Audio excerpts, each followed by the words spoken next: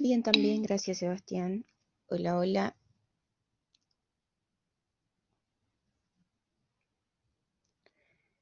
Vamos a esperar un minuto más a ver si alguien más se conecta y si no, comenzamos, chiquillos.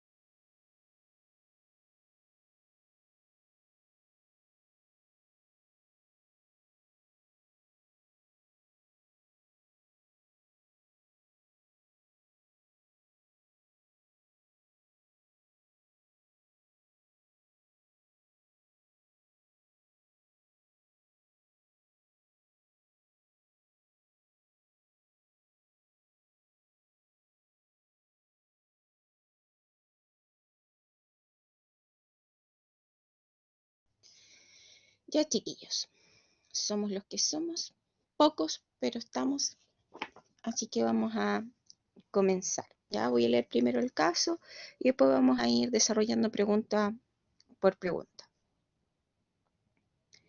El primer caso dice un sujeto de 45 años, ingeniero en informática, deportista hasta antes del inicio del ejercicio de su profesión, consulta porque ha subido 15 kilos en los últimos 4 años. Presenta lumbago y lesión de ambos meniscos y se cansa al subir escaleras. Al examen físico se observa obesidad de predominio abdominal y presión arterial de 140,95. Se le solicita una serie de exámenes cuyos resultados se muestran a continuación. Glucosa 105 miligramos por decilitro, colesterol 236, colesterol HDL 34, colesterol LDL 150 y triglicéridos 260 miligramos por decilitro. Los resultados, ¿no es cierto?, se le efectúan además una prueba de tolerancia a la glucosa y se le miden los niveles de insulinemia obteniéndose los siguientes valores. Glicemia basal 108 miligramos por decilitro, a las 2 horas 160 miligramos por decilitro. Insulinemia basal 20 microunidades por ml y a las 2 horas 200 microunidades por ml.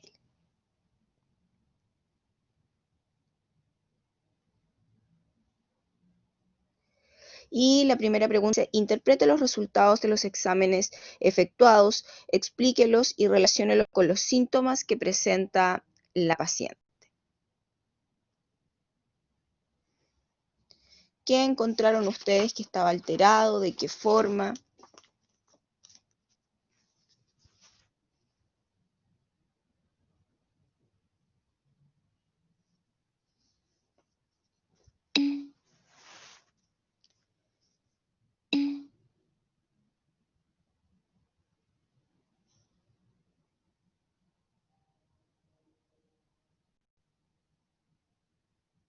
Ya es resistente a la insulina, ¿no es cierto? Porque la insulina basal está normal, cerca del límite máximo, pero a las 2 horas se encuentra claramente aumentada. No es un paciente todavía hiperinsulinémico, pero sí insulino resistente. Los receptores, ¿no es cierto?, se han internalizado. Y sí tiene el colesterol, ¿no es cierto?, total alto. ¿Qué más vieron que estaba alterado en el paciente?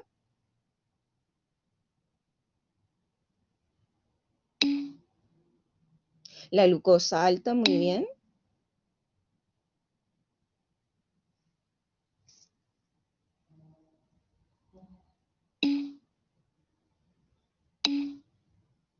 Los triglicéridos estaban muy aumentados, ¿no es cierto? La presión arterial también, ¿no es cierto? Se ha visto que tiene, sobre todo a la gente que tiene obesidad, hipertensión asociada. ¿Qué pasa con la HDL y la LDL?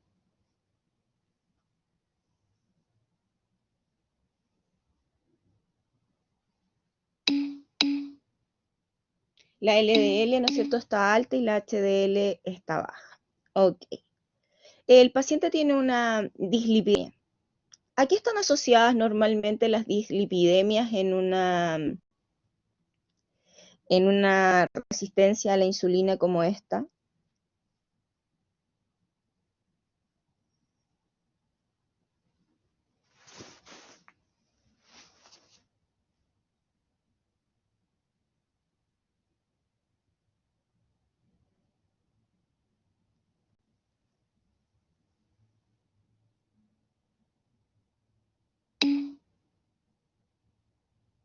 Ya es una dislipidemia aterogénica, ¿no es cierto?, por el aumento de las partículas de baja densidad como la LDL, pero me refiero a qué es lo que hace que se produzca, ¿no es cierto?, esa dislipidemia aterogénica.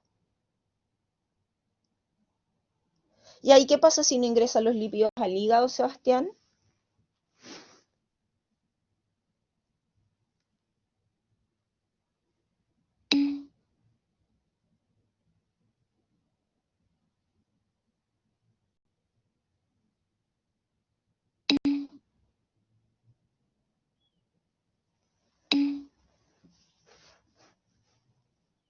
Sí, pero cuando hablamos de LDL es una lipoproteína que se tuvo que haber formado la VLDL primero a nivel del hígado.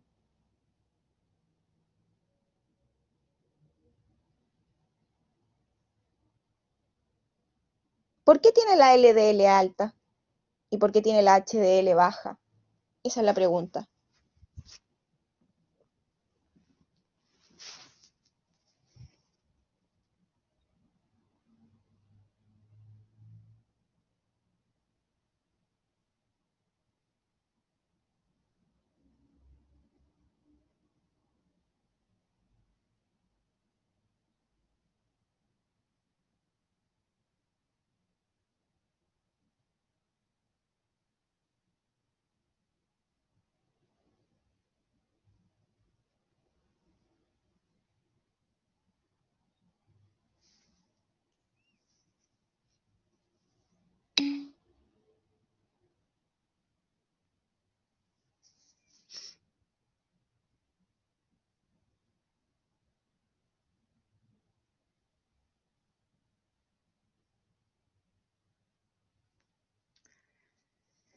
¿Estás seguro de eso, Sebastián? Yo te estoy preguntando, muy bien, yo te estoy preguntando por qué se produjo esa LDL.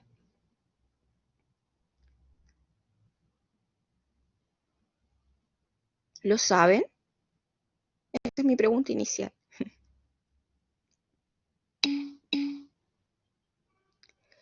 Tú tienes un aumento de LDL. Entonces, mi pregunta va, ¿por qué tienes un aumento de LDL en un paciente que tiene resistencia a la insulina? Esa es la pregunta.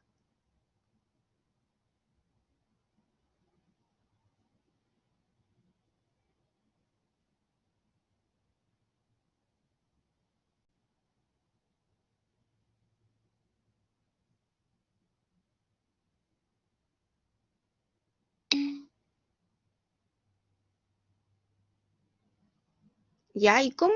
¿Estás seguro que la insulina estimula la lipogénesis en condiciones normales?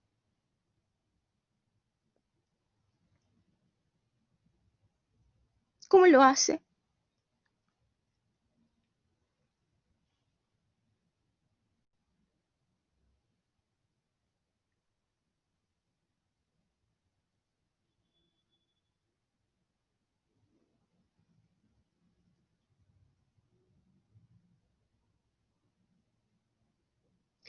Mire, lo que yo les estoy preguntando hace rato, ¿no es cierto?, es por qué tienen un aumento de la LDL. Y para eso, usted lo primero que tendría que saber, ¿no es cierto?, es que la insulina, de manera normal, ¿no es cierto?, a nivel del tejido adiposo, produce reprime, ¿no es cierto?, una lipasa que es sensible a hormonas y también puede generar un aumento de las lipoproteínas lipasas. Pero en este caso, como el paciente tiene una resistencia a la insulina, ¿no es cierto?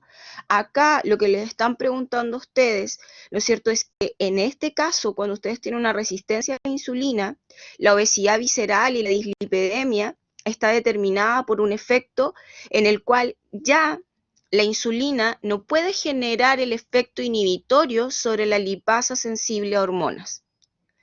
Su efecto inhibitorio se ve disminuido. Al verse disminuido, se produce una mayor lipólisis. Por lo tanto, aunque normalmente la insulina tiene inhibida a la lipasa sensible a hormonas, en este caso en particular, como hay una resistencia a la insulina, va a haber una menor, ¿no es cierto?, inactividad de la lipasa sensible a hormonas, por lo que se va a producir una mayor lipólisis. Eso, ¿no es cierto?, las dislipidemias se caracterizan por una hipertrigliceridemia con grandes partículas de VLDL que son liberadas por el hígado y que luego se transforman en LDL. En LDL. Y por eso está circulando mucha LDL a través del torrente sanguíneo, y en el torrente sanguíneo es muy peligrosa la LDL porque es la principal causante de la formación de placas, ¿no es cierto?, aterogénicas. Y por eso el paciente también presenta hipertensión arterial, ¿ya? A eso me refería, que llegaran al efecto de la insulina sobre la hormona sensible. Ya, nuevamente. La insulina normalmente reprime en el tejido adiposo la lipasa sensible a hormonas, ¿ya? Eso lo hace de manera normal. Pero ahora,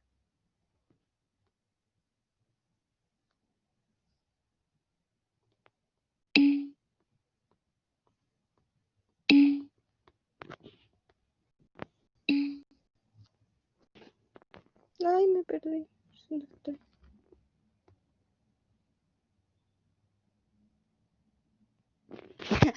Eso, que yo me fui al link y me perdí.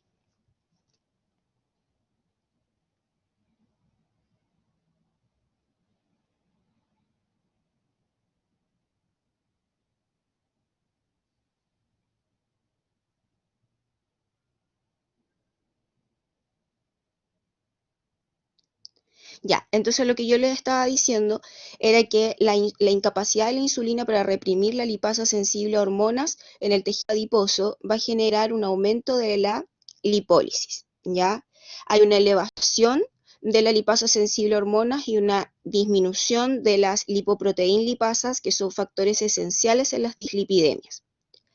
Aunque estos factores causan la resistencia, también hay otros factores que están involucrados en aumentar la resistencia a la insulina, que son, por ejemplo, el liberar factores de necrosis tumoral alfa que potencian el efecto de la resistencia a la insulina. Entonces, en este caso, tú vas a tener liberación por parte del hígado de moléculas de VLDL, que lo que van a hacer es transportar triglicéridos desde el tejido hepático hacia, ¿no es cierto?, los tejidos periféricos, y se van a transformar en muchas moléculas de LDL. Y por eso la LDL, que son pequeñas, ¿no es cierto?, forman normalmente las placas aterogénicas. A eso me refería Cristóbal.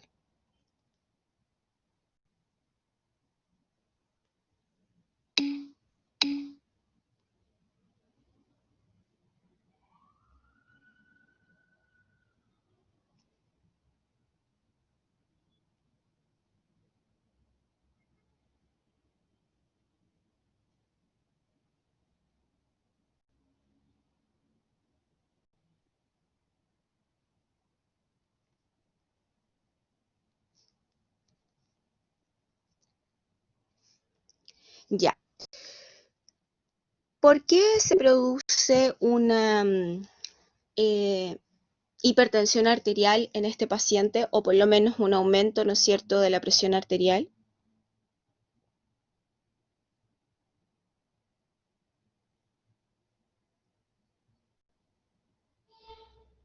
Hay dos mecanismos por los cuales se puede producir.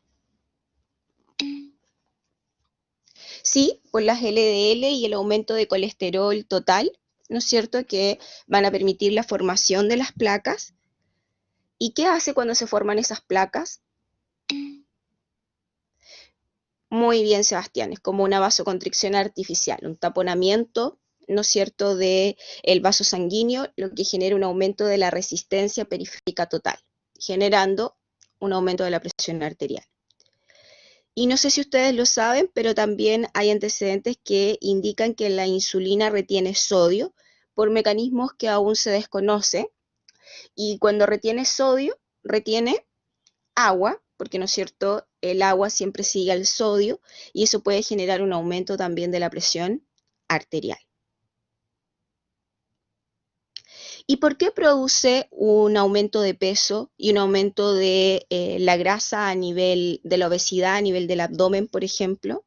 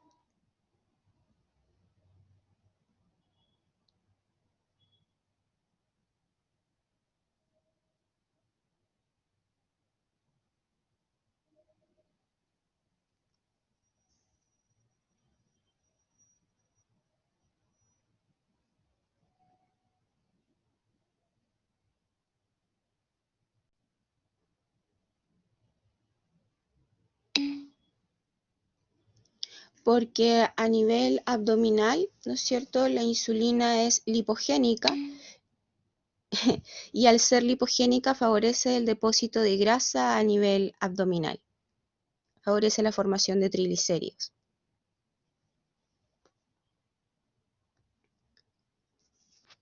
Por esa razón, ¿no es cierto?, se acumula grasa a nivel abdominal.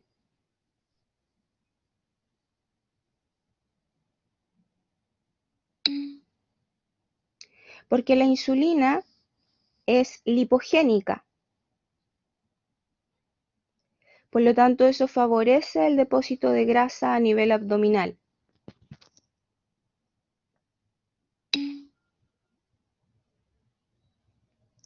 Lo que pasa es que tienes que pensar que acá se está mostrando, sí, entiendo el conflicto, acá se está mostrando el desarrollo de la enfermedad, ¿ya? Entonces, al principio, tú tenías un efecto muy grande de la insulina en tus células porque estabas liberando mucha insulina antes de volverte completamente resistente. Por lo tanto, están viendo cómo se forma la enfermedad a lo largo de que es una persona resistente a la insulina. Entonces, lo que te están indicando es que tú, ¿no es cierto?, al principio, al tener un alto contenido de insulina, la insulina que logra generar su efecto va a lograr generar, ¿no es cierto?, que sea lipogénica y por lo tanto aumente la cantidad de grasa. Y además van a haber efectos que se van a ver disminuidos porque van a haber otros factores como el factor de necrosis tumoral, ¿no es cierto?, el hecho de que los GLUT no se puedan ir a la membrana, que van a generar la resistencia a la insulina. Pero es un proceso, ¿no es cierto?, que ocurre a largo plazo. Además, también debes pensar que como tu célula va a dejar de recibir glucosa como energía, lo poco que alcance a recibir metabólicamente lo va a almacenar para poder, ¿no es cierto?, obtener energía cuando realmente lo necesite. Por lo tanto, por eso normalmente los resistentes a la insulina suben de peso porque se genera, ¿no es cierto?, un aumento de el desarrollo de tejido graso como los triglicéridos. ¿Me entienden? No es algo que estén diciendo, ah, es resistente a la insulina y por lo tanto inmediatamente, ¿no es cierto?, se volvió obeso, sino que es un proceso, ¿no es cierto?, durante todo el proceso de la enfermedad. ¿Me comprenden?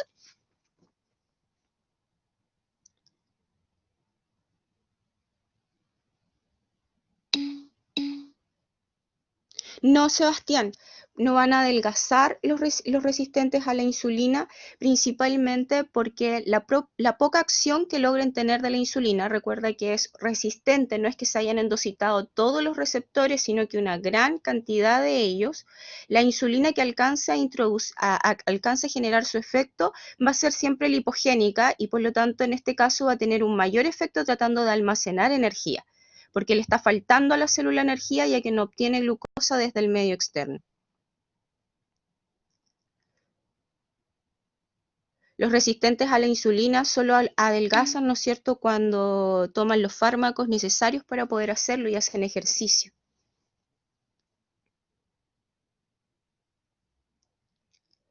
Después dice, si un sujeto progresara a una diabetes, ¿qué tipo de medicamento cree usted que podría utilizar y cuál sería su mecanismo de acción?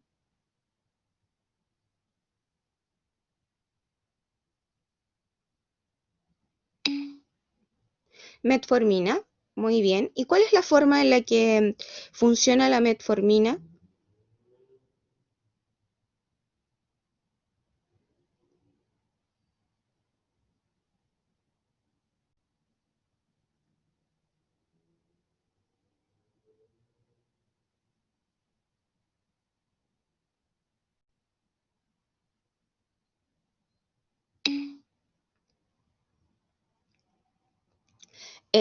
Yo supongo que Jeremías lo que quieres decir es que disminuye la absorción de glucosa a nivel intestinal,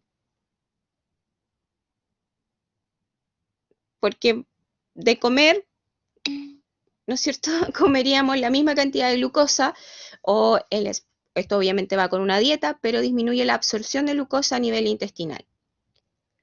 Además, ¿no es cierto?, va a haber una disminución, como muy bien lo dices, de la glucosa que genera el hígado, por lo tanto va a haber una disminución de la glucogenólisis y una disminución de la gluconeogénesis. ¿Y hay alguna otra cosa que haga la metformina?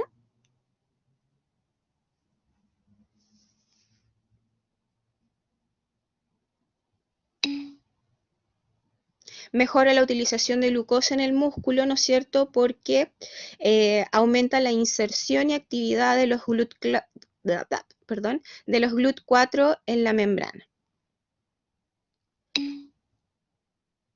¿Algún otro mecanismo que se utilice?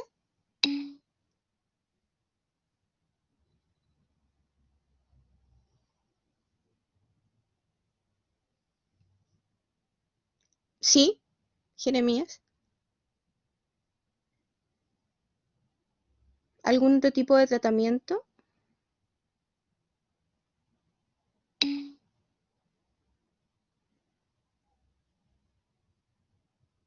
Muy bien, disminuye la absorción de glucosa para tener menos glucosa en sangre, obviamente, y liberar menos insulina. Sí, esa es la idea, Sebastián.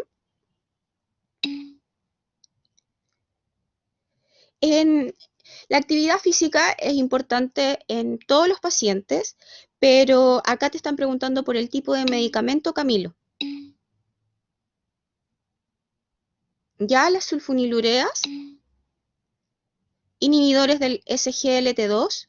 ¿Por qué inhibidores del SGLT2 y no del SGLT1? Nicole, ¿lo sabes?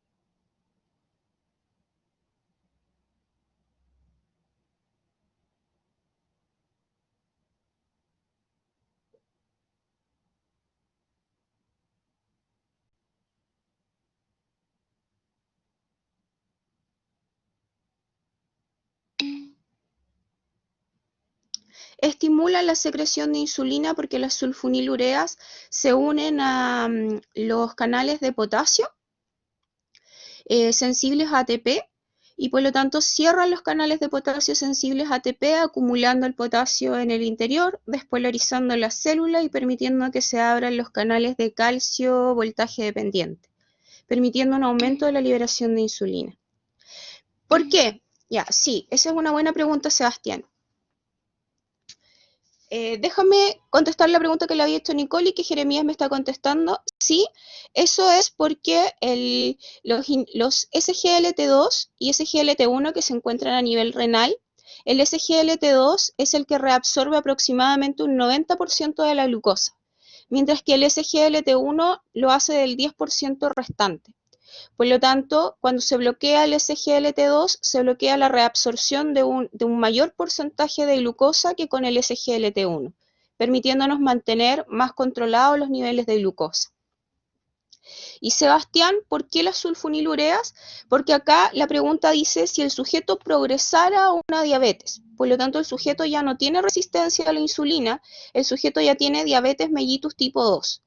Entonces, cuando el sujeto tiene diabetes mellitus, sí, al principio, ¿no es cierto?, en la diabetes mellitus tipo 2 se produce una hiperinsulinemia reactiva, pero al final, cuando la enfermedad progresa, se produce una hipoinsulinemia relativa, producto principalmente de una insuficiencia de las células beta pancreáticas. Dame un segundito, Jeremías. ¿Me entiendes, Sebastián? ¿Por qué la sulfonilurea después sirve?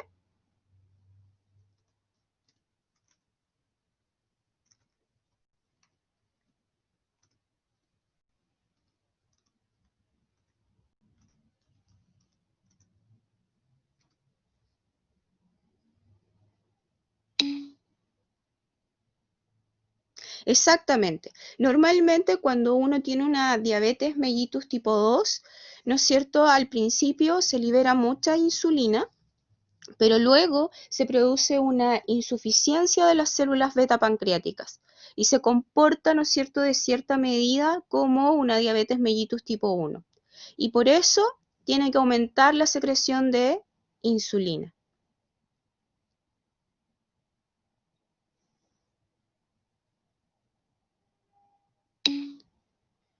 Y Jeremías, ¿cómo funciona la tiazolidinediona que la vas a utilizar en esta enfermedad?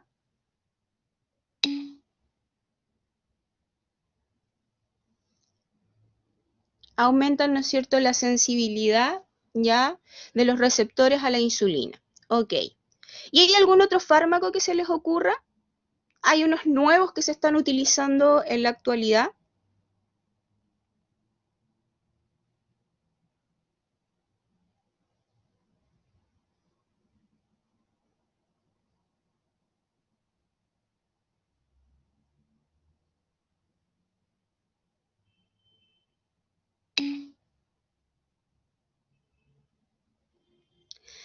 Existe otro medicamento que, por ejemplo, lo están viendo acá en la pizarra virtual, que es las incretinas, ¿ya? Se ha visto ahora que se utiliza la inyección de incretinas.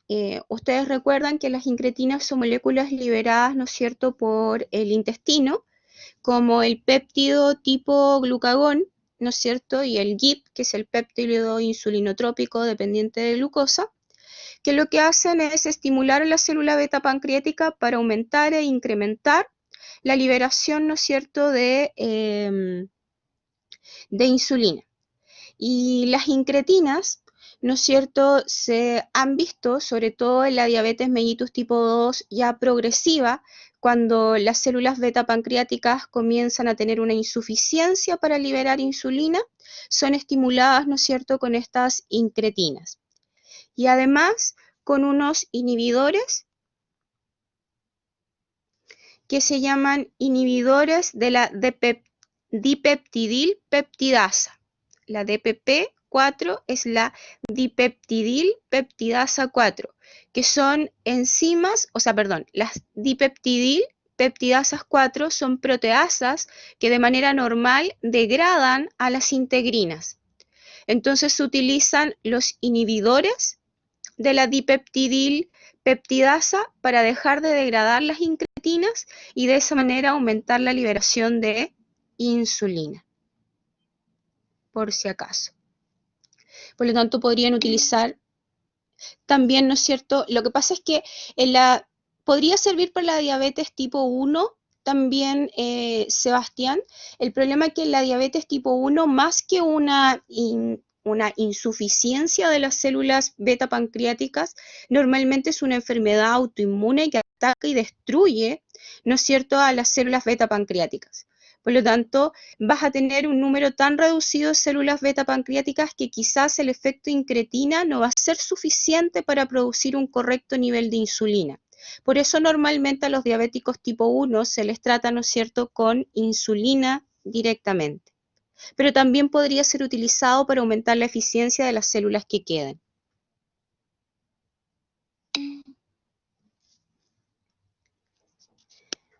La siguiente pregunta decía, ¿qué recomendaciones haría usted al paciente? En este caso, estamos hablando del paciente con resistencia a la insulina. Ejercicio, muy bien. Cambiar la alimentación. Y por el efecto de la presión arterial deberían disminuir el consumo de sal también. ¿Sí? Menor consumo de azúcares, ¿no es cierto? ¿Por qué le recomendarían disminuir la cantidad de hidratos de carbono?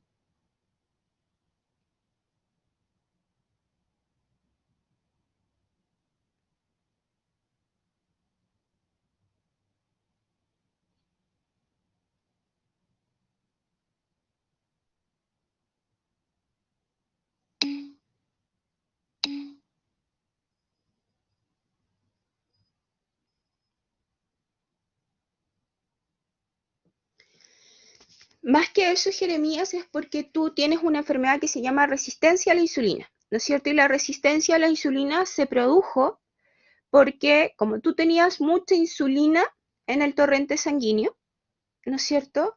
Al tener mucha insulina, tus receptores se endocitaron y desaparecieron, ¿no es cierto?, de la membrana. Cuando tú disminuyes el consumo de hidratos de carbono, vas a disminuir la secreción de insulina, y al disminuir la secreción de insulina, tus receptores van a poder volver a la membrana y por lo tanto volver a sensibilizar tus células. Es como revertir, ¿no es cierto?, el efecto. ¿Y por qué les recomiendan hacer ejercicio?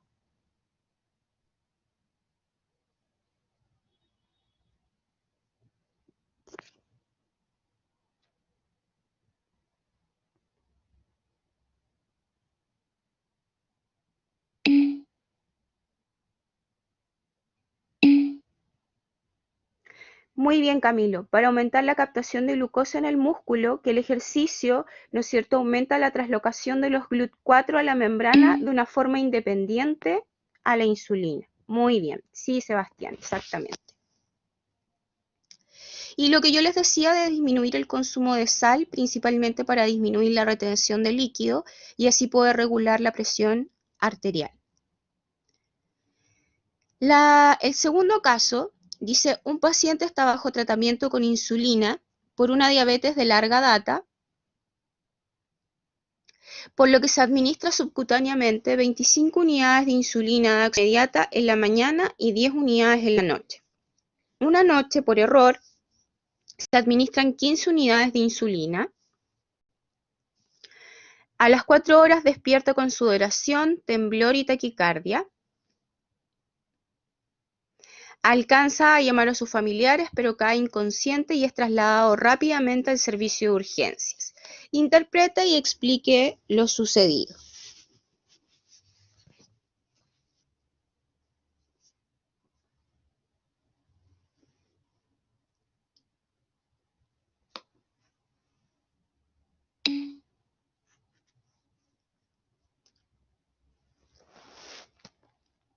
Ya, ¿no es cierto?, le dio un coma hipoglicémico. ¿Y por qué aparece sudoroso, con temblor y taquicardia?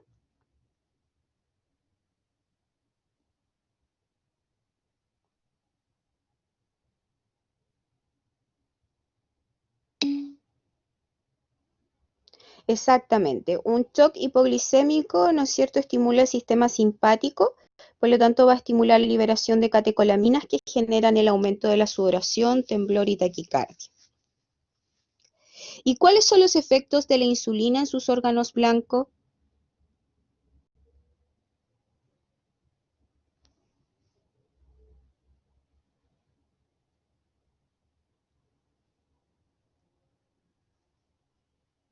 Que son el músculo, el tejido adiposo y el hígado principalmente.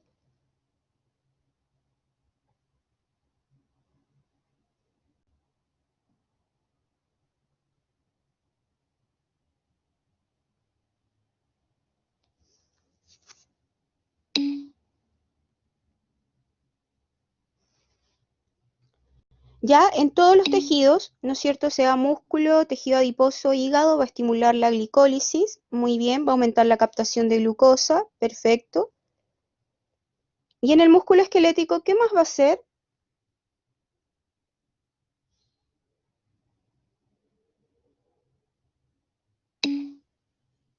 Sí, aumenta la captación de glucosa porque expone los GLUT4, Constanza, muy bien.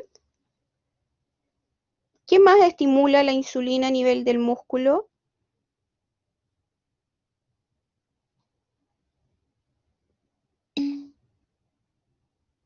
La síntesis proteica, muy bien, Cristóbal. Y además, ¿no es cierto?, la glucogenogénesis, muy bien, Jeremías. Y en el tejido adiposo, ¿qué estimula la insulina además de la glicólisis?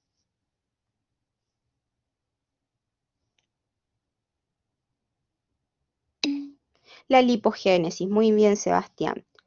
Y en el hígado, además de la glicólisis, ¿qué va a estimular la insulina?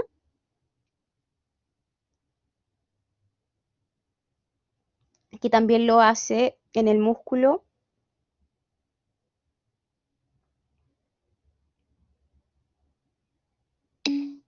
Glucogenogénesis, muy bien, Martín y Sebastián. Y después dice, ¿qué tratamiento le indicaría al paciente en el servicio de urgencias? Glucosa, ¿no es cierto?, endovenosa a fin de estabilizar la glicemia. Muy bien, Constanza. ¿Qué rol le asignaría usted a la educación del paciente en el tratamiento de la enfermedad?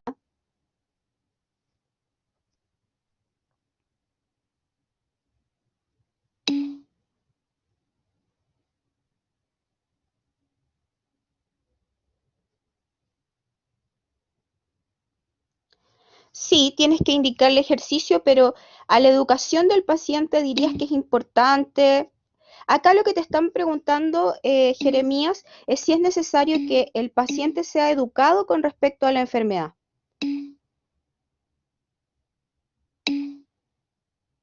Exactamente, Sebastián. Es primordial para los diabéticos, ¿no es cierto?, poder, y que vaya urgencia, claro, poder, ¿no es cierto?, aprender a conocer los síntomas de la enfermedad y cómo prevenirlos dentro de lo posible. Por ejemplo, él por lo menos tuvo la conciencia de por llamar a sus familiares de manera rápida, pero, ¿no es cierto?, debería haber también buscado una dieta adecuada para haber recuperado, ¿no es cierto?, los niveles de glucosa y también debería haberse dado cuenta de que se había inyectado más insulina de la que debía, ¿ya? Los pilares de la diabetes son una correcta alimentación, el ejercicio, la educación y la farmacoterapia, por lo tanto son fundamentales. Hubiese servido si lo hubiese hecho, ¿no es cierto?, quizás antes de las 4 horas en donde ya tenía sudoración, temblor y taquicardia. Debería haber comido algo entre medio, ¿no es cierto?, para que aumentara la glucosa en sangre. Y una glucosa de fácil asimilación, para que pudiera llegar al torrente sanguíneo fácilmente. Una niña de 14 años, que es el caso 3, una niña de 14 años presenta desde hace 2 meses intensa sed, poliuria, polifagia, baja de peso, 8 kilogramos en 15 días y en los últimos días se agrega estado nauseoso. Se sospecha de una diabetes por lo que se le solicita una glicemia de urgencia y un examen de orina, encontrándose una glicemia de 480 miligramos por decilitro, glucosa en orina de 50 gramos por litro y cuerpos cetónicos. Se le hospitaliza y se le estabiliza mediante administración subcutánea de insulina, quedando en tratamiento de 15 unidades de insulina subcutánea en la mañana durante un periodo de observación de 2 semanas. Analice y discuta las causas de los síntomas que presenta la paciente.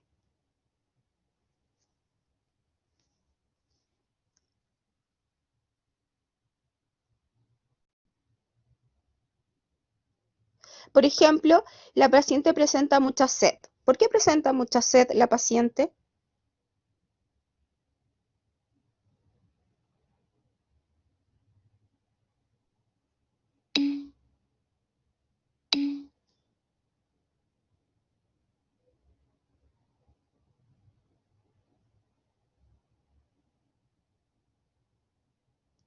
Ya, ¿se acuerdan cuando vieron a ADH? Tuvieron que haber visto, sí, pero en este caso, cuando hablamos de la sed en particular, podrían explicarlo de dos maneras. Ya, uno, porque obviamente hay una poliuria, ¿no es cierto?, que es un exceso de pérdida de agua, lo que podría generar, por ejemplo, una disminución de la presión arterial, y eso podría generar la estimulación de la angiotensina 2, que estimula el centro de la sed, pero también porque tienen un aumento de glucosa en sangre, por lo tanto tiene un aumento de la osmolaridad, y al tener un aumento de la osmolaridad se estimulan los osmorreceptores que estimulan el centro de la sed, y por eso se genera un aumento, ¿no es cierto?, del consumo de líquido. ¿Y por qué tiene poliurea?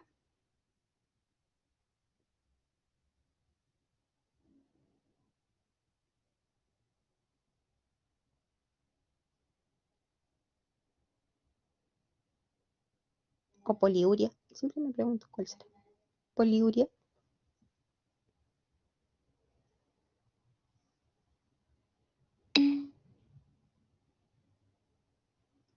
No, no es porque esté consumiendo mucho líquido.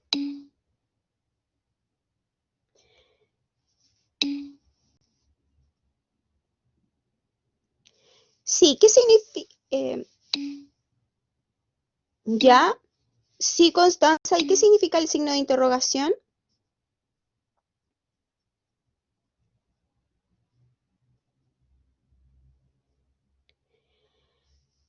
Esto es como cada uno dijo algo importante. Por ejemplo, Martín dice que se filtra mucha glucosa en el riñón, lo que es correcto, ¿no es cierto? Y por lo tanto, al filtrarse mucha glucosa, y Constanza también tiene razón, los transportadores en el riñón, ¿no es cierto?, que son los SGLT1 y SGLT2, se saturan, tienen un límite de transporte. No sé si se acuerdan de eso que vimos al principio del semestre. Por lo tanto, como se saturan, la glucosa se acumula en el lumen, ¿no es cierto? Y, como dice Camilo y Sebastián, la glucosa, que es una molécula osmóticamente activa, arrastra agua. Principalmente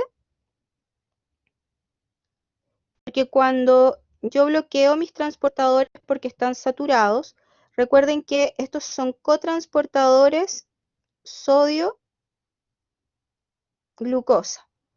Por lo tanto, va a quedar en el lumen la glucosa, pero también va a quedar en el sodio. Y por lo tanto, ambas son moléculas osmóticamente activas que van a arrastrar agua y van a producir poliuria.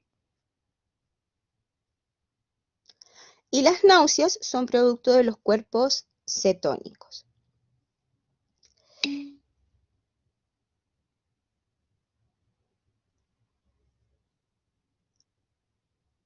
¿Pero Fe será profe?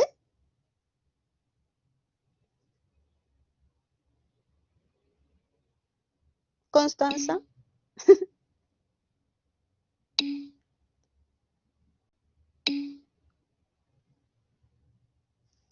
No, en este caso te estoy diciendo que también, porque estamos hablando del riñón, ¿ya? Entonces en el riñón Cuando tú quieres reabsorber glucosa, tú reabsorbes sodio con glucosa, ya a través de los SGLT1 y 2. Entonces, cuando tus transportadores se saturan, no solamente te va a quedar glucosa aquí en el lumen del nefrón, sino que también te va a quedar sodio, porque vas a disminuir su transporte porque estás bloqueando el cotransporte sodio-glucosa. Por lo tanto, ambos te permiten arrastrar agua.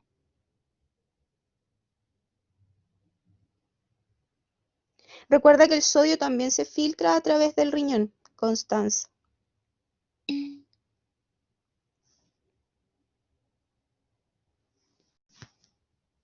Después dice, se le hospitaliza y se estabiliza mediante administración subcutánea de insulina, quedando en tratamiento con 15 unidades de insulina.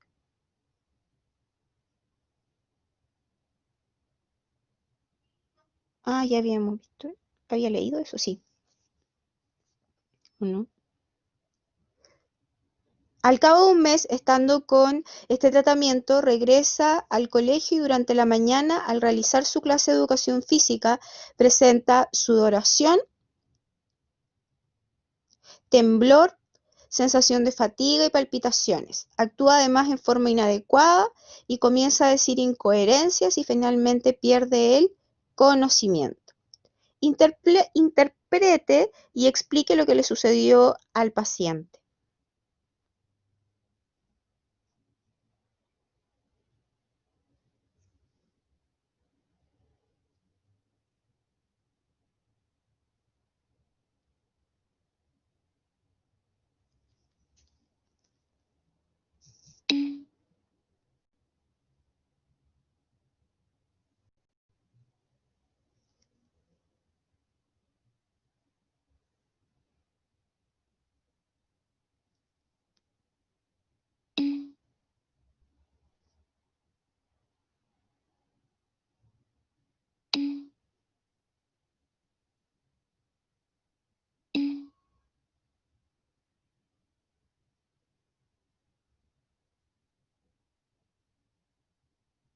Muy bien.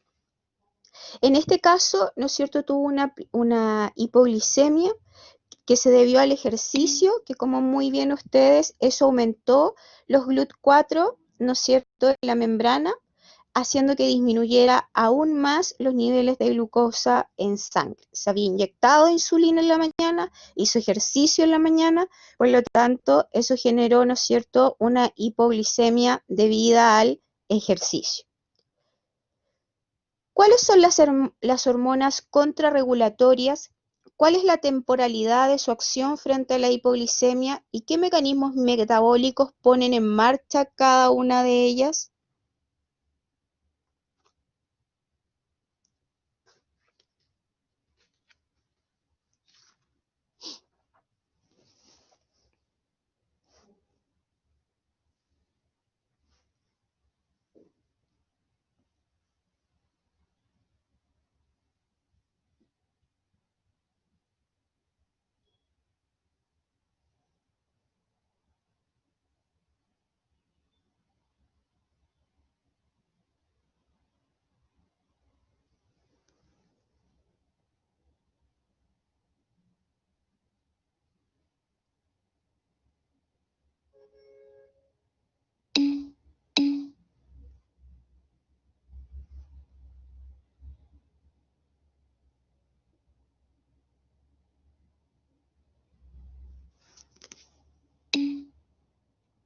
Muy bien, ¿no es cierto? Las catecolaminas y el glucagón son las más rápidas, mientras que el cortisol y la hormona del crecimiento son más lentas, Constanza. El cortisol es lento, pero el glucagón no. El glucagón es rápido junto con las catecolaminas, como mencionó Sebastián. ¿Y cuáles son las funciones del glucagón?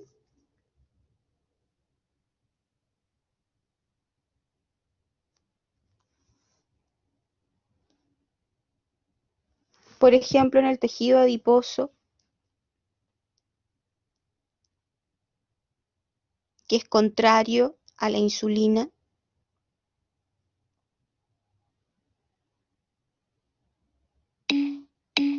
La lipólisis, ¿no es cierto? Y en el hígado, ¿cuáles son las funciones? Muy bien, aumentar la secreción de glucosa desde el tejido hepático. Por lo tanto, ¿no es cierto?, va a estimular la glucogenólisis, que es la degradación, ¿no es cierto?, de el glucógeno, y también, como dice Cristóbal, va a estimular la gluconeogénesis. Cuando dice cetoácidos, en el caso del glucagón no estimula la formación de cetoácidos porque está liberando glucosa al torrente sanguíneo. Los cetoácidos se producen cuando hay disminución, cuando es un efecto de la insulina, no de el glucagón, Sebastián.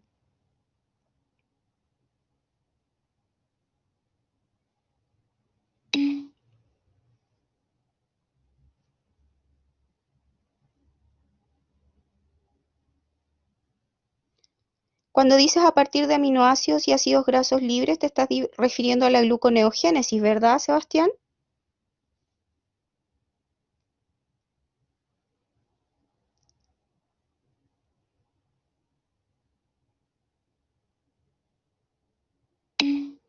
Ya, ok. ¿Y el cortisol qué función tiene a nivel del músculo esquelético?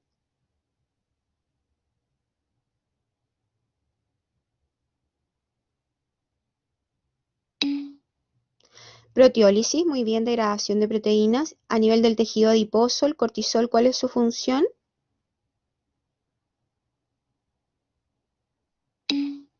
Lipólisis, muy bien. ¿Y en el hígado?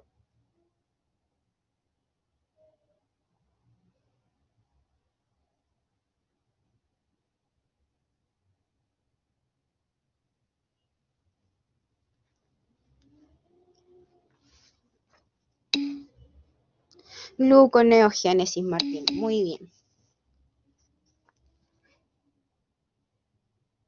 Y como dice Nicole, también produce glucogenogénesis, muy bien. ¿Y la epinefrina, cuál es la función a nivel del músculo esquelético?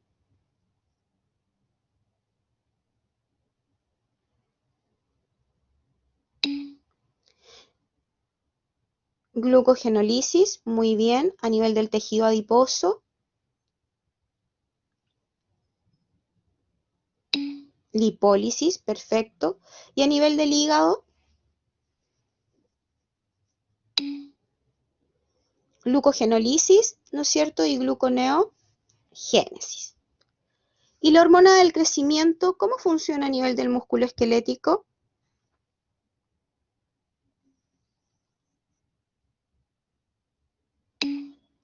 Estimula la síntesis de proteínas, ¿no es cierto?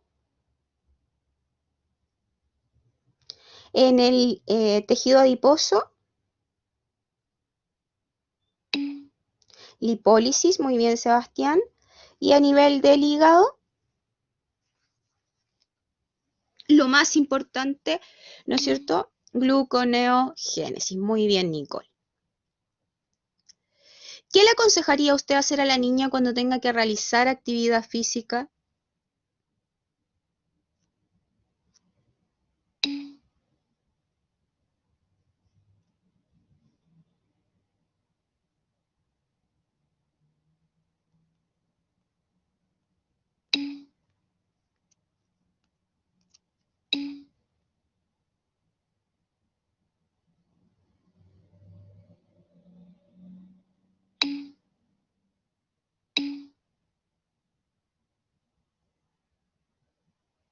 Comer, sí.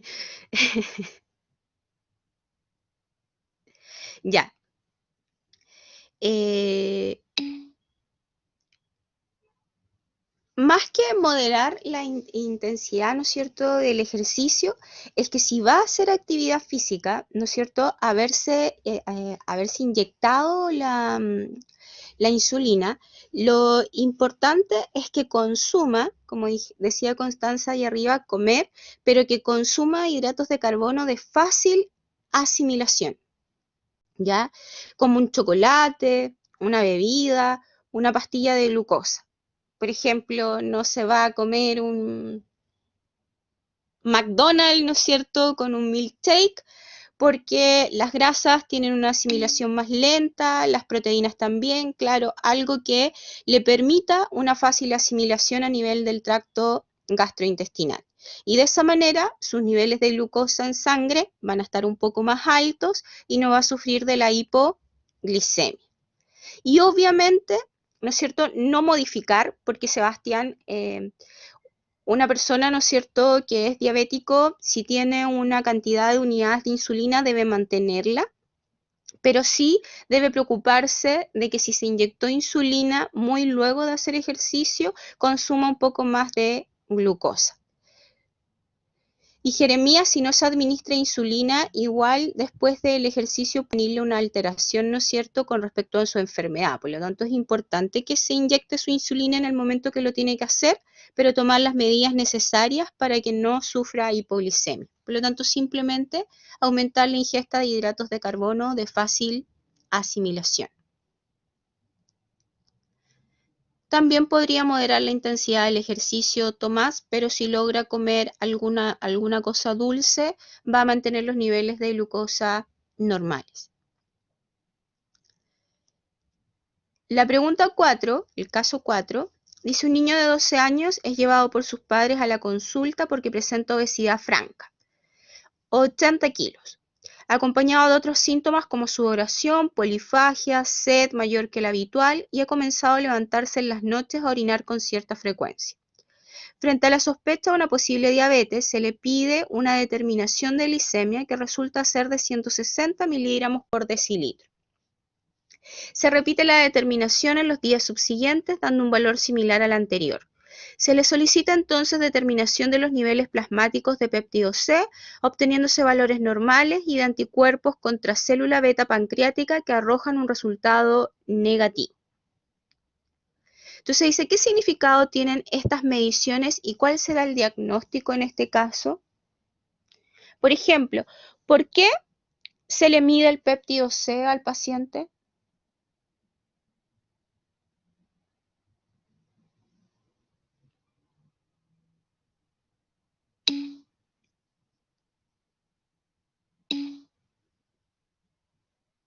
Para medir los niveles de insulina. ¿Y por qué no se le miden entonces los niveles de insulina?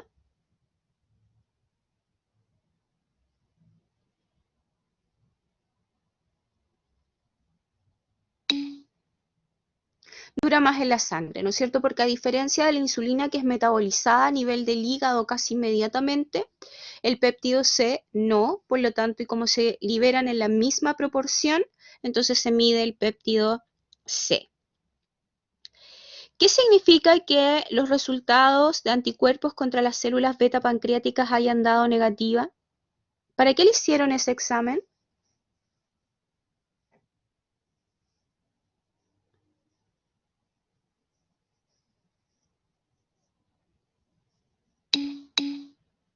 Para descartar, ¿no es cierto?, una diabetes autoinmune por destrucción de células beta pancreáticas. Muy bien.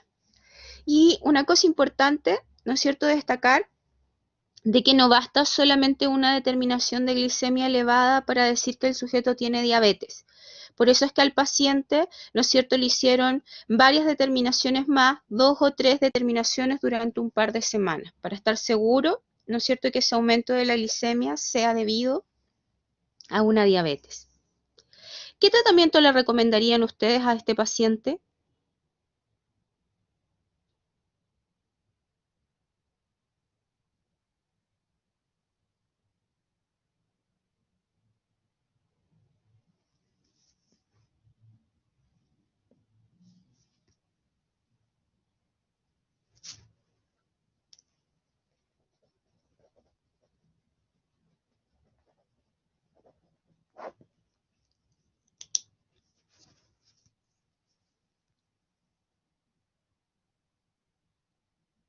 ¿Qué tratamiento le recomiendan al paciente?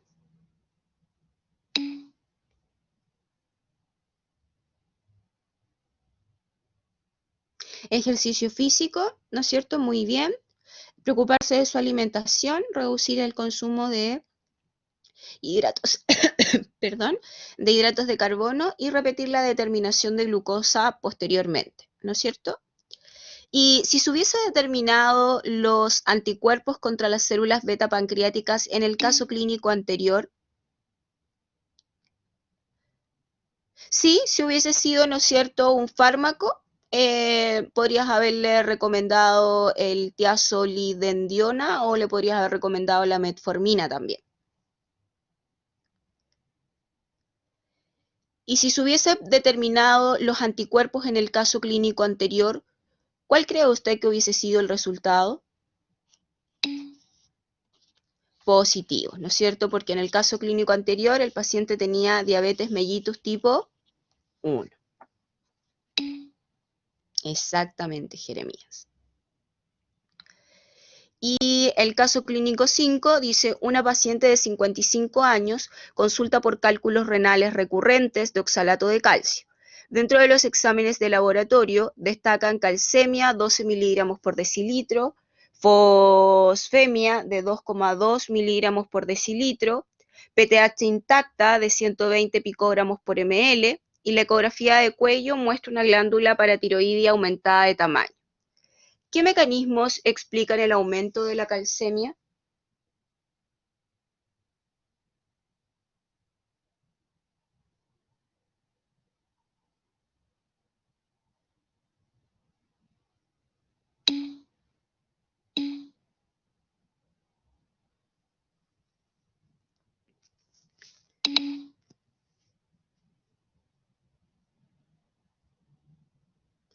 Ya tenemos una PTH, ¿no es cierto?, intacta muy elevada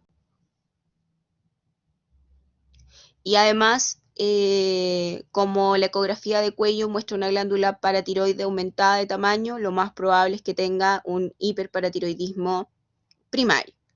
Ahora, ¿cómo ese hiperparatiroidismo primario va a causar, ¿no es cierto?, un aumento de la calcemia? ¿Cómo funciona la PTH?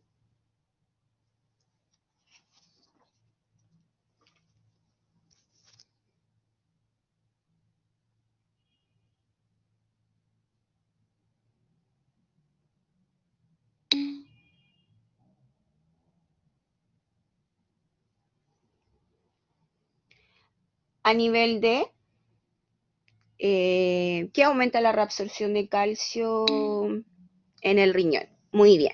Aumenta, ¿no es cierto?, la expresión de los TRPV5-6, los canales de calcio. Aumenta la expresión de las calvindinas, lo que permite secuestrar calcio en el interior de las células del riñón. Y a nivel del hueso, ¿qué hace la PTH?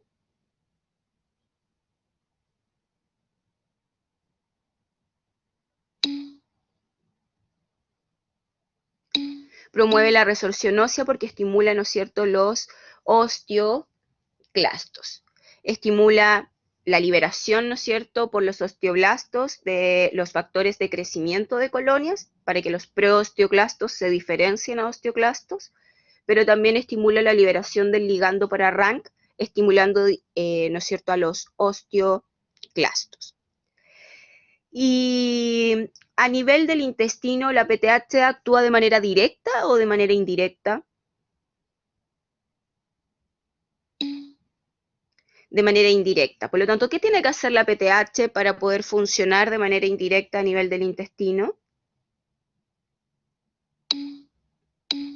Aumentar el calcitriol, para lo cual, ¿no es cierto?, en el túbulo contorneado proximal del riñón, la PTH estimula la síntesis de la 1-alfa hidroxilasa renal, que permite que la vitamina D pase a su forma activa, que es el calcitriol, o que es lo mismo que decir 1,25 dihidroxivitamina D. ¿Y qué hace la vitamina D a nivel del intestino?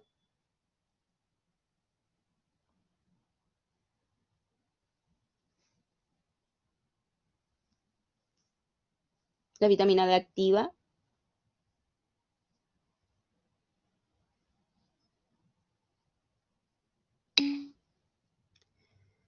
promueve, ¿no es cierto?, la absorción de calcio y fósforo. Ahora, la absorción que promueve de fósforo de manera muy pequeña, ya casi marginal. Principalmente, su principal función es la absorción de calcio, porque aumenta la expresión de los canales de calcio, de las calvindinas y de las bombas de calcio. Por lo tanto, eso permite, ¿no es cierto?, su absorción.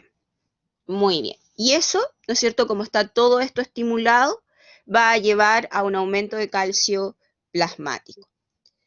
¿Cómo es el comportamiento del fósforo a nivel intestinal, óseo y renal? ¿Y cuál mecanismo predomina para producir hipofosfemia?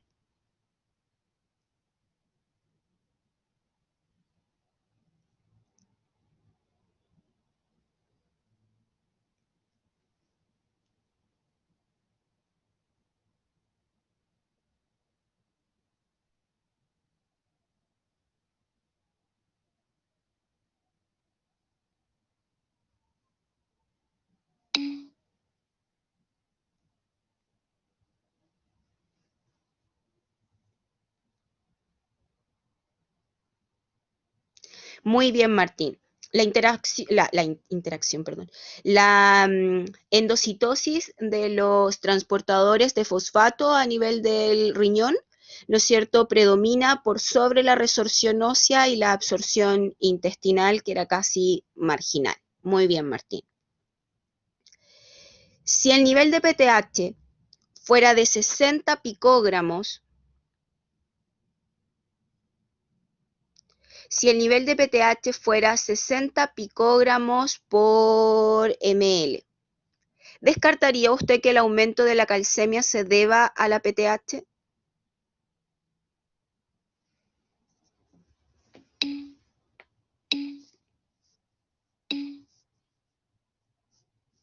No, no y no. ¿Por qué no? Básicamente, la primera parte a ustedes les indicaron de que los valores normales de PTH eran entre 10 a 65 picogramos por ml. Por lo tanto, si ustedes tuvieran 60 picogramos por ml, estarían en el límite alto de la PTH. Estaríamos cerca, ¿no es cierto?, del límite superior. Lo importante aquí es ver el valor de la calcemia, ya que la calcemia se encuentra elevada, por lo tanto la PTH debería estar muy baja o casi suprimida. Y sin embargo, ¿no es cierto?, si ustedes tuvieran 60 picogramos por ml, de todas formas tendrían la PTH en un límite alto. Por lo tanto, en este caso, hay un hipertiroidismo primario que se caracteriza por tener una PTH elevada y una calcemia alta o normal alta. ¿Me entienden por qué? Si tuvieran 60 picogramos por ml, no podrían descartar, ¿no es cierto?, que la calcemia se deba a la PTH.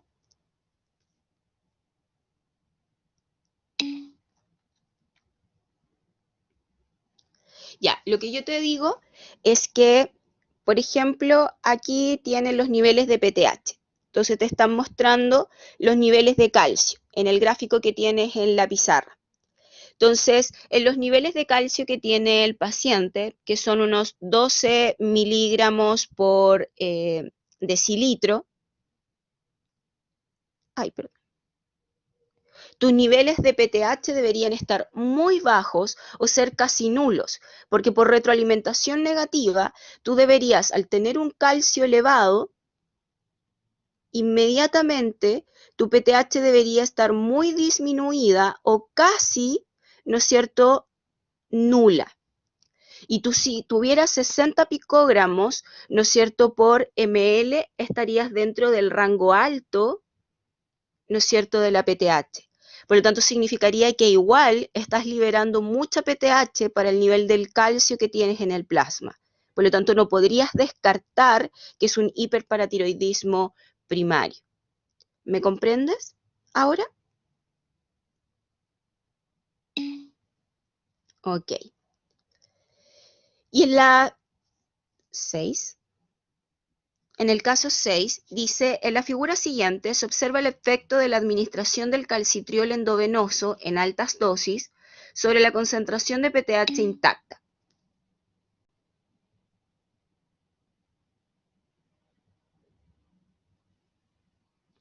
Era por, no por el dato que te dan acá. Te dicen que la calcemia, en el caso clínico anterior, en este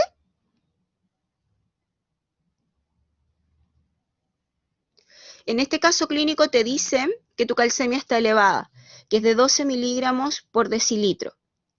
Entonces, te preguntan si en este caso, en vez de que te hubiese dado una PTH de 120 picogramos por ml, perdón, te hubiese dado de 60, si hubiese sido, podrías haber descartado la enfermedad. Esa era la pregunta, Constanza. Ok.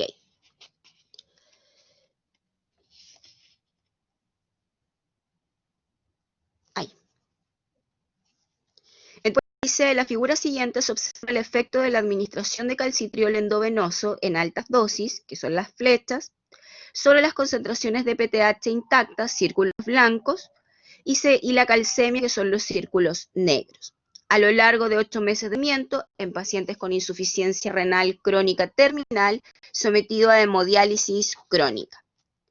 Entonces, la primera pregunta dice, ¿es la relación temporal entre los niveles de PTH y calcemia compatibles con un efecto directo del calcitriol sobre la paratiroide o con un efecto indirecto relacionado con el aumento de la calcemia? ¿Qué respondieron aquí?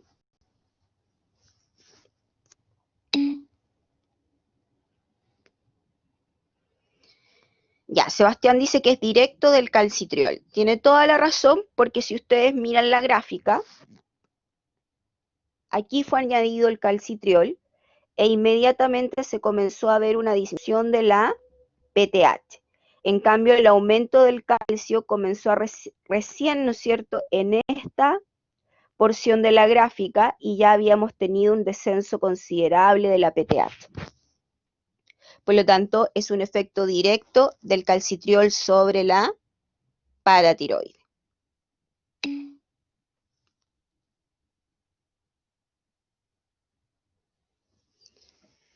¿A qué te refieres con ese efecto, Camilo, perdón?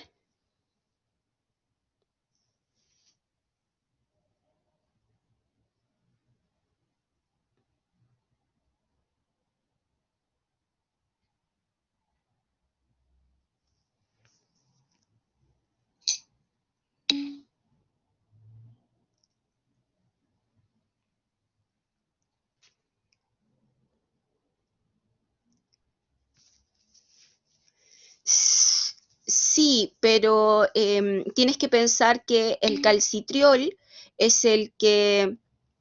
Sí, pero el calcitriol, piensa que... A ver, lo voy a explicar de nuevo. El calcitriol tendría que ir a ejercer su efecto en el hueso, producir, ¿no es cierto?, el factor de crecimiento fibroblástico y este factor ir a generar un efecto sobre la paratiroide. Es mucho más fácil que el calcitriol que tú inyectaste actúe directamente sobre la paratiroide, provocando una inhibición, ¿no es cierto?, del gen de la PTH y provocando una sobreproducción del receptor para el calcio. Por eso es directo, porque el calcitriol tiene una función directa sobre, ¿no es cierto?, la paratiroide. En el tiempo, claro que el factor de crecimiento fibroelástico también va a tener un efecto. ¿Qué mecanismos llevan a la disminución de PTH en esta situación?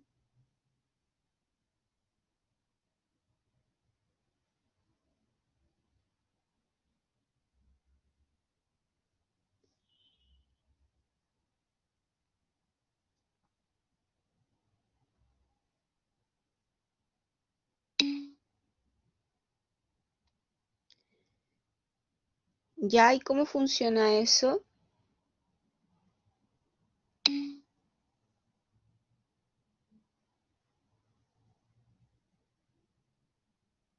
¿Ya? A ver, el efecto directo, ¿no es cierto?, muy bien, inhibición por calcitriol, y eso se produce como ustedes están viendo en la imagen acá en la pizarra virtual. Están viendo que la vitamina D activa inhibe el gen de la PTH y estimula el gen de los receptores para el calcio, y así la paratiroide se hace más sensible al calcio.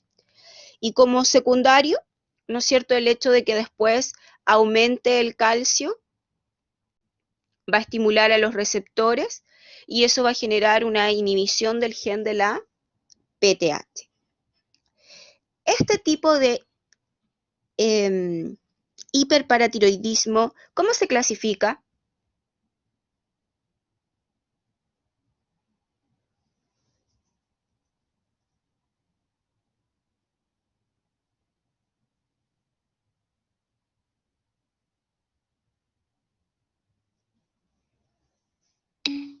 Secundario. ¿Y por qué se clasifica como secundario?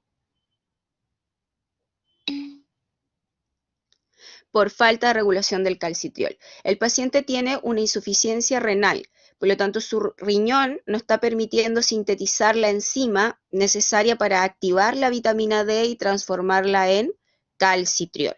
Por lo tanto es secundaria al déficit de calcitriol. Muy bien, Camilo.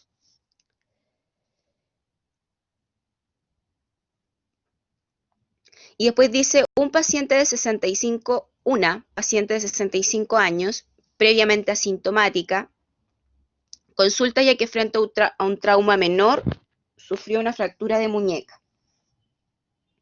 ¿Cuál sería la causa más probable de la fractura en esta paciente?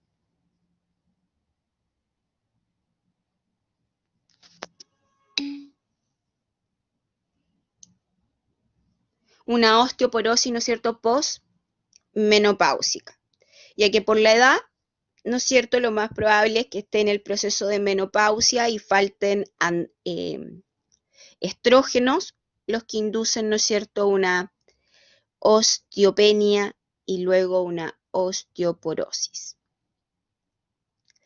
Además de tratar la fractura por inmovilización, ¿qué otros exámenes le solicitaría hacer a la paciente?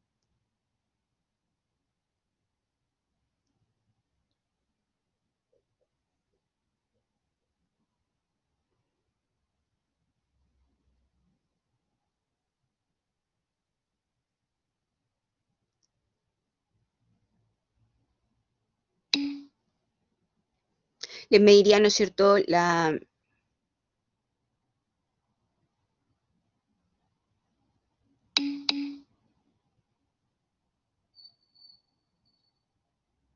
niveles de calcio primero, ¿no es cierto?, la calcemia, muy bien. Medir los niveles de PTH a la paciente.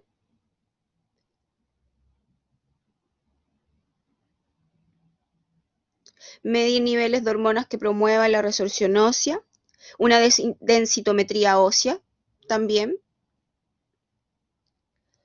Les medirían estradiol, hormona folículo estimulante.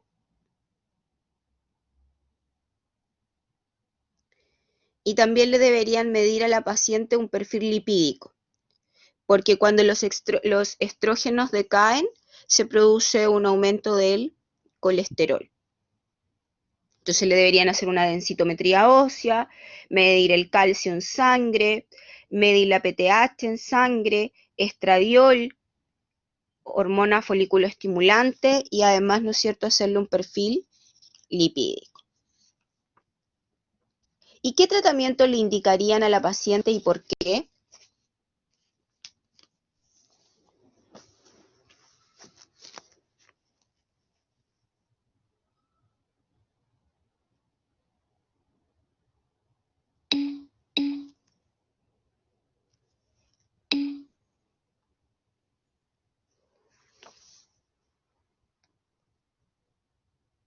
No, Cristóbal, calcitonina en este momento no.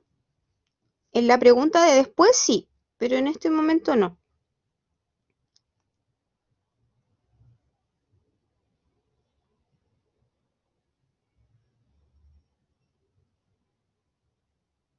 Vitamina D, ¿no es cierto? Hay que darle calcio con vitamina D para mejorar su absorción a nivel intestinal. Pueden darle, ¿no es cierto?, suplementos de estrógeno. También ejercicios que estén de acuerdo a su edad.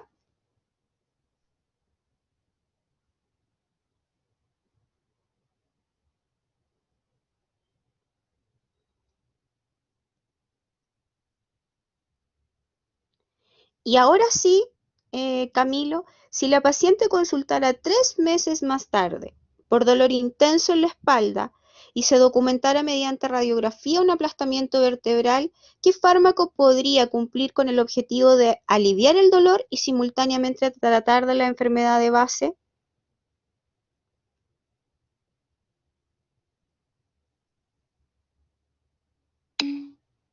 Ahora sí la calcitonina, porque no va a revertir, ¿no es cierto?, el daño, pero va a frenarlo porque va a favorecer el depósito, ¿no es cierto?, de calcio en el hueso y va a inhibir la resorción ósea. Además, la calcitonina también se ha visto que tiene un efecto antiinflamatorio y tiene un efecto analgésico porque estimula la liberación de endorfinas. Por lo tanto, va a poder aliviar el dolor y tratar la enfermedad de base. Y si un cuadro similar se presentara en un paciente de 37 años, ¿harían el mismo diagnóstico?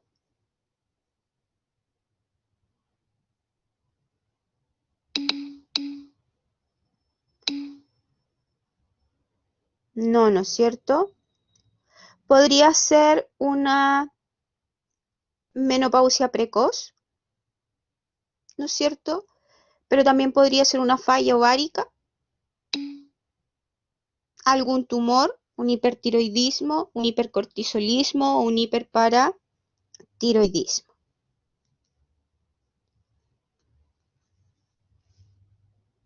Ya, chiquillos, ¿alguna duda, alguna consulta antes de terminar? Dígame, Camilo.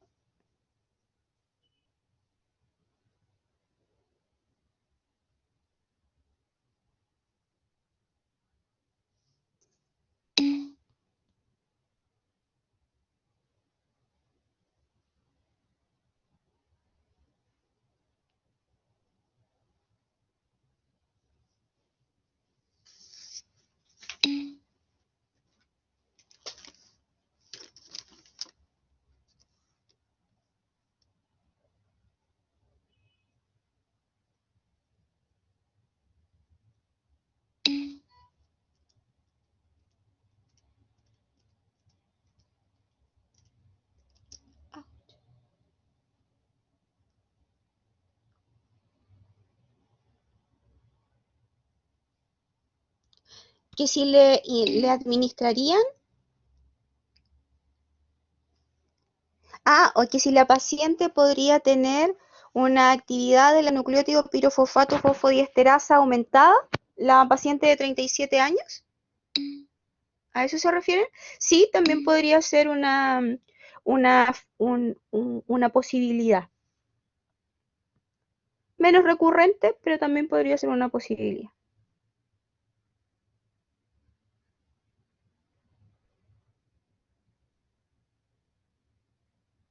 Así que también le podrían mandar a hacer algún tipo de examen.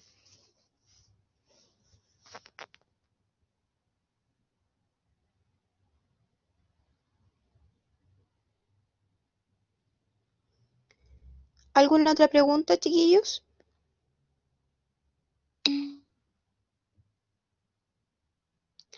En este caso, el hiperparatiroidismo secundario es producido porque no se produce a nivel de la glándula que libera la hormona. Entonces, en el caso del paciente que tenía un hiperparatiroidismo secundario, se producía un aumento de la liberación de PTH, no porque la glándula tuviera un tumor o tuviera una alteración, sino que nos estaba produciendo la retroalimentación negativa sobre la glándula. Por lo tanto, era secundaria a la glándula y era por la insuficiencia renal que tenía el paciente.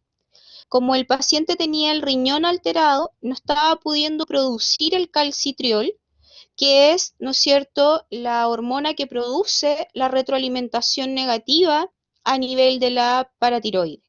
Y por eso era secundario a la disminución de calcitriol. ¿Me entiendes, Martín?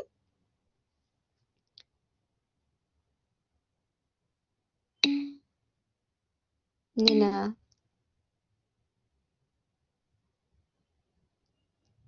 Ahí sería primario porque tendrías una alteración en los receptores que se encuentran dentro de tu glándula, Sebastián.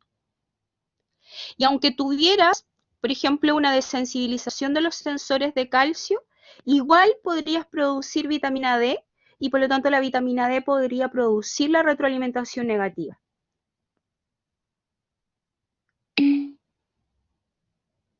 Todo lo que sea externo a la glándula sería secundario. Exactamente, Martín.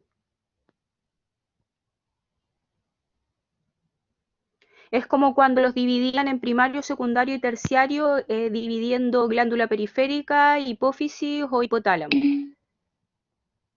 Aquí no hay terciario, porque no tienes el eje, está fuera del eje hipotálamo, hipófisis, glándula periférica.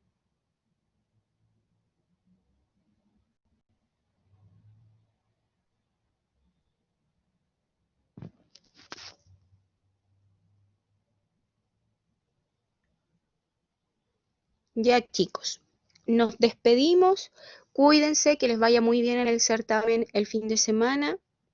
Nos vemos, creo, no estoy segura, pero parece que nos vemos en 2 semanas, porque parece que la próxima semana no tenemos práctico calendarizado. Chao, chao, que estén bien.